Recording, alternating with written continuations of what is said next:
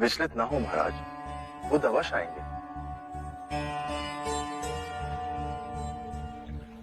बुद्ध के पावन हाथों से यदि ये विधि होगी तो धन्य हो जाएंगे हम। महाराज, बुद्ध आ गए।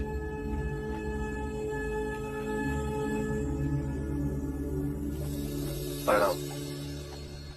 एक विनती है आपसे। कहिए राजन।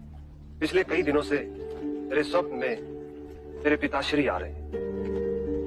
मैंने ब्राह्मणों से भी इसका अर्थ पूछा तो उनका कहना था कि तुम्हारे पिताश्री को शांति नहीं मिली, उनके लिए पूजा करनी हो, यज्ञ संपन्न करना होगा। आप तो परम ज्ञान का स्वरूप है, तो विनती है आपसे कि पूजा विधि आप ही के हाथों से हो, जो मेरे पिताश्री तक पहुंचे, उन्हें मुक्ति मिले, जीवन मरण के इस चक्र से वो मोक्ष पाले। अवश्य राजन। आप मिट्टी के 2 घड़े मंगवाइए, एक में घी भरवाइए और एक घड़े में कंकड़ पत्थर भरवाइए, और उन दोनों घड़ों के मुंह कपड़े से बंधवा दीजिए और उन्हें लेकर नदी के तट पर आइए। मैं वहीं आपकी प्रतीक्षा करूंगा। मैं भी इसका प्रबंध करता हूँ महाराज।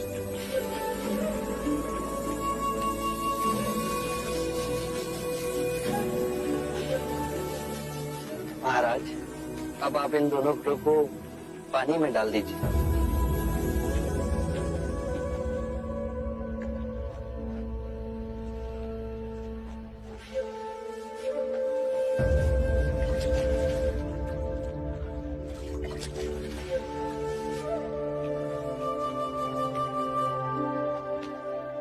महाराज, अब इन दोनों घड़ों को आप तोड़ दीजिए।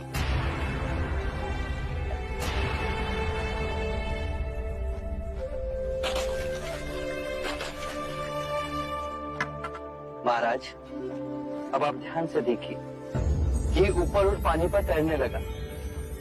अब बताइए, मेरे या किसी और के पूजा पाठ करने से क्या ये घी नीचे बैठ सकता है? असंभव।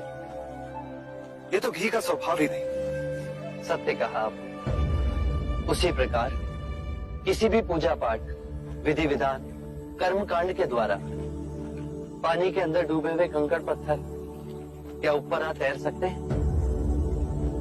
नहीं बुद्ध, ये तो प्रकृति के नियम के विरुद्ध है। तो हम प्रकृति से भिन्न कैसे हुए? हम भी तो प्रकृति का ही रूप है।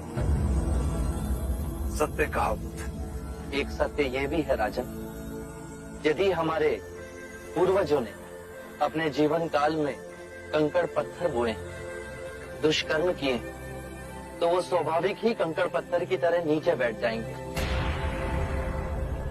और यदि उन्होंने अपने जीवन काल में सत्कर्म किए, तो स्वाभाविक ही घी की तरह ऊपर आ तैरने लगेंगे। जब बोएंगे वही काटेंगे। परंतु इस शरीर रूपी जीवन काल में ही नहीं, अपितु इस शरीर रूपी जीवन काल के पश्चात वाली यात्रा में भी हम जैसे कर्म करेंगे वैसा ही फल मिलेगा। अब बताइए, इस प्रकृति के नियम को कोई पूजा पाठ, कर्म कांड, विधि विधान, यज्ञ हवन मिटा सकता है? राजन, मैं भी इसको नहीं बदल सकता। केवल अच्छे कर्म ही मनुष्य की मुक्ति का द्वार खोलेंगे। ये कैसी तलवार है आपके हाथ में, जो एक क्षण में सारे झूठ काट केवल ज्ञान को प्रकाशित करती है? ना जाने कितने जन्मों और भटकता में यदि आपकी कृपा ना होती। इस एक क्षण में आपने अपनी अदृश्य तलवार से मेरे अहंकार का सर भी काट दिया। धन्य है प्रभु।